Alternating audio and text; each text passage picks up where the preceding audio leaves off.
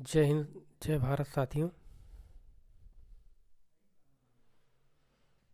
जैसा कि आपको बता दें कि आज हम जनवरी का महीना चल रहा है और ठंडी बहुत है। सुबह तक तापमान 5-6 डिग्री तक जा रहा है और शाम को जो है 15-16 तक पहुंच रहा है। कभी कभार धूप जो है निकल जाती है। हम बात करेंगे 24 जनवरी के खास दिन का। 24 जनवरी को क्या क्या रहता है। तो सबसे पहले उत्तर प्रदेश की स्थापना दिवस है। उत्तर प्रदेश की स्थापना दिवस पर सभी को बहुत बहुत बधाई। हम बात करेंगे उस उत्तर प्रदेश की जो लोकसभा में 80 सीटें रखता है और एक प्रधानमंत्री के रूप में दिल्ली की कुर्सी पर बैठाता है, जो सबसे ज़्यादा जनसंख्या 25 करोड़ रखता है और 1/5 अर्थव्यवस्था और 1/5 जनसंख्या पूरे भारत देश का रखता है। इसे पहले संयुक्त प्रांत के रूप में जाना जाता था। फिर 1937 से और 24 जनवरी 1950 को इसका नाम उत्तर प्रदेश रख दिया गया और फिर इसका बंटवारा हुआ नवंबर में 2000 में 13 पर्वतीय जिलों को काट कर जो है उत्तराखंड में बंटवारा हो गया। हम उसी 24 जनवरी के बारे में बात करेंगे। इस दिन प्रधानमंत्री, राष्ट्रपति और रक्षा मंत्री, गृह मंत्री, भारत सरकार के सभी लोग बधाई देते हैं उत्तर प्रदेश स्थापना दिवस पर 24 जनवरी को। ये 2018 से मनाया जा रहा है। वहाँ के तत्कालीन मुख्यमंत्री ने घोषणा किया कि इस दिन उत्तर प्रदेश की स्थापना दिवस मनाया जाए और ये एक बड़ा राज्य है, राजनीतिक रूप से हो, चाहे जनसंख्या के रूप में हो, चाहे अर्थव्यवस्था के रूप में हो। और इसके बाद हम 1902 में इसकी स्थापना हुई थी। इसका नाम था new United province of Agra and Awadh. ये अध्यात्म और ज्ञान की तपोभूमि, शिक्षा की तपोभूमि है। इसे भारत के कृष्ण और राम की धरती कहते हैं। राम और कृष्ण की धरती यहीं पर है और इसी में यूनेस्को में शामिल अपना संगम है। प्रयागराज में विश्व विख्यात संगम है।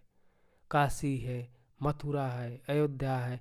यहीं विश्व 7 आश्चर्यों में अपना आगरा का ताजमहल भी है, जो पूरी दुनिया में किसी से अछूता नहीं है। और इसके बाद हम बात करेंगे अंतर्राष्ट्रीय शिक्षा दिवस। अंतर्राष्ट्रीय शिक्षा दिवस भी इसी दिन मनाया जाता है। शिक्षा के प्रचार प्रसार के लिए भाषण, सेमिनार तथा संगोष्ठियों का आयोजन किया जाता है। इसके शिक्षा के जागरूकता के लिए, जिससे महिलाएं भी आगे आकर आएँ तथा शिक्षा का प्रतिशत जो है आगे बढ़े और वैश्विक शांति और सतत विकास के लिए जो है ये मनाया जाता है। शैक्षिक बौद्धिक स्तर अच्छा हो, मानव जीवन में शांति का विकास हो, मुफ्त और बुनियादी जो है सुविधाएं मिले। करोड़ों बच्चों जो है बहुत बड़ी बात है कि आजकल ऑनलाइन मैटर पहुंचने लगा, तब भी करोड़ों बच्चे जो है आज भी जिनके पास ऑनलाइन शिक्षा तो हो गई मगर फ़ोन ही नहीं है, और फ़ोन भी है तो अच्छी शिक्षा नहीं उपलब्ध हो पा रही है और जिससे बहुत से बच्चे अब भी ये लक्ष्य नहीं प्राप्त किया जा पाया है। ये बहुत निंदनीय और सोचनीय बात है। गुणवत्तापूर्ण शिक्षा की कमी है, इंटरनेट की कमी है, ऑनलाइन की कमी है। इसका समाधान कैसे होगा जो है ये 3 दिसंबर 2018 से मनाया जाता। संयुक्त राष्ट्र महासभा ने निर्णय लिया। नाइजीरिया तथा 58 देश मनाते हैं इंटरनेशनल डे ऑफ एजुकेशन इसे कहते हैं। हम शिक्षा दिवस, अंतर्राष्ट्रीय शिक्षा दिवस आया तो हम सोचे तो आपको एक बात याद दिला दें। एक बार हम जा रहे थे बस में, तो हमको एक मज़दूर मिले, अपने पत्नी के साथ थे भाई साहब वो, और बच्चे थे उनके 3-4 लोग जो भी थे, तो जा रहे थे बस में। तो हमने पूछा कि भैया इनका ना जो है बच्चे पढ़ने जाते हैं। तो अक्सर हम पूछ लिया करते हैं जाते हैं, तो हमारा दिल नहीं मानता कि हम नहीं मानते, हम खुद नहीं समझ पाते। तो हमने पूछा कि भैया ये पढ़ने जाते हैं, तो उन्होंने कहा कि नहीं जाते हैं। तो हम कहे क्यों नहीं जाते, इनको भेजना चाहिए। तो हालांकि वो नहीं भेज पाते, बच्चे भी नहीं जाना चाहते, पहले उनको रास्ता दिखाना चाहिए, माँ बाप की जिम्मेदारी है। लेकिन वहाँ पे रहने वाले उस क्षेत्र के जो जिम्मेदार लोग हैं, चाहे राजनीतिक पद पे हों, चाहे अधिकारी पद पे हों, और जो भी शिक्षित लोग जिम्मेदार लोग, उनकी भी जिम्मेदारी बनती है शिक्षा के प्रति, लोगों के प्रति कि कैसे क्या करें। लेकिन वो सब अपने में मस्त हैं।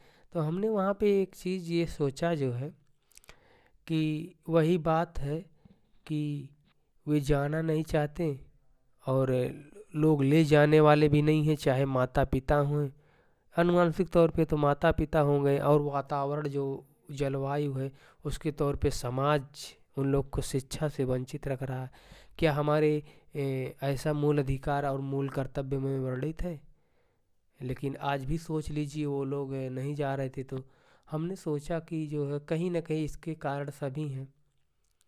अगर अभी वही कोई नाम कर दे, अच्छे पद पे पहुंच जाए मान लीजिए किसी कारणवश, तो माला लेके सब लोग दौड़ाएंगे, चाहे वो राजनीतिक पद पे हों या चाहे समाज के लोग हों, कोई भी हो। और आज वो लोग अशिक्षित हैं बेचारे, शिक्षा नहीं ग्रहण कर पा रहे हैं, लेकिन किसी की जिम्मेदारी नहीं बनती। थोड़ा इस बात को सोचना चाहिए। सोचा कहानी बता दूं आप लोगों को। फिर इसके बाद राष्ट्रीय बालिका दिवस भी है इसी दिन, 24 जनवरी को। 2008 में स्थापना हुआ था, तब कांग्रेस की सरकार थी जो है, और महिला एवं बाल विकास मंत्रालय ने इसका निर्णय लिया था। World economy forum WEF 2008 gender gap report है 127, जो 146 में 127 वे पद पर भारत है जो है लिंग समानता मामले में।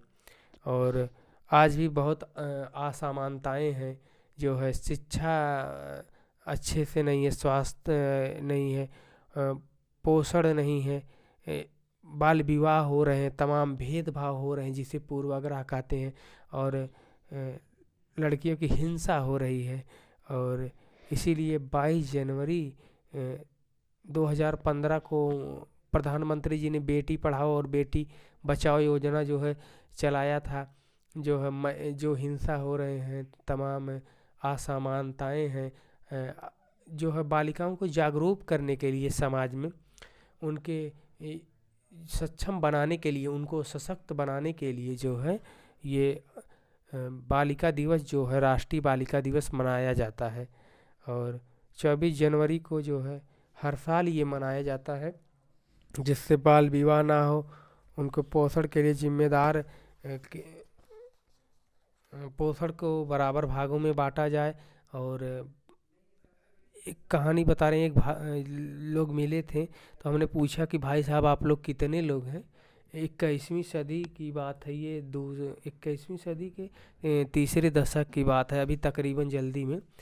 तो हम के भाई साहब बताने लगे, कहा कि हम लोग इतने भाई थे, इतने बहन थे, जो है उनके पास बहन थी 1-2 जो भी, कहा कि दहेज के कारण उनको जो है जला दिया गया। तो सोच लीजिए, दहेज के कारण आज भी जो है दहेज प्रथा कब बंद हुई जो है, और दहेज प्रथा कब बंद हुई, और सती प्रथा कब बंद हुआ। और लेकिन आज भी ये प्रचलन, तमाम कानून आ गए, नियम आ गए, लेकिन सोच लीजिए इसने विज्ञान और तकनीकी के युग में अब भी वही हाल है।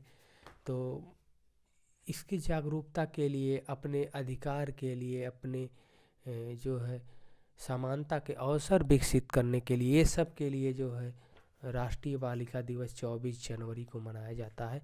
एक रिपोर्ट हम आपको बता दें, बाल विवाह भारत में 1.2 करोड़ होता है बच्चों का विवाह, जिसमें से 89 लाख महिलाएं हैं। आप आंकड़ा निकाल सकते हैं कितनी फीसदी महिलाएं हैं। और 64% कमाई जो होती है जो है जितनी कमाई होती 64% कमाई का समान व्यवसाय योग्यता में जो है 64% ही महिलाएं कमाती हैं जितना होता है समान व्यवसाय योग्यता में। और बाल तस्करी जो है जितना भी होता सभी तस्करियों का 51% बच्चों का होता है, तो 80% जो है इसमें लड़कियों का होता है। सोच लीजिए मैक्सिमम लड़कियों का होता है। जैसे 100 में हुआ 100% तस्करी जितना हो रहा उसका 51 जो है बच्चों का होता, तो 51% कई 80% लड़कियां होती हैं मतलब, और शेष लड़के 20% होते हैं जितने बच्चों का होता है। इसके बाद बाल मृत्यु दर जो है 1000 में लड़कियां प्रतिदिन 1000 लड़कियां 5 वर्ष से उपे नीचे की मर जाती हैं, जो उपेक्षा के कारण, मतलब कि उनका पालन पोषण नहीं हो पाता अच्छे से। और 4.6 रुपया अगर पुरुष कमाता है तो 1 रुपया महिला कमाती है, और प्रत्येक 35 पुरुष कमाते हैं तो 10 महिलाएं जो है कार्यरत हैं। आप सोच लीजिए ये आंकड़ा। यदि हमसे जुड़ना चाहे तो हमारे सोशल मीडिया प्लेटफार्मों से जुड़ सकते हैं। और ये जानकारी आपको कैसी लगी आप अपने वीडियो कमेंट में ज़रूर बताएं और अपनी राय ज़रूर व्यक्त करें। जय हिंद, जय भारत, वंदे मातरम। आशा करते हैं आपका वीडियो अच्छा लगा होगा। बहुत बहुत धन्यवाद।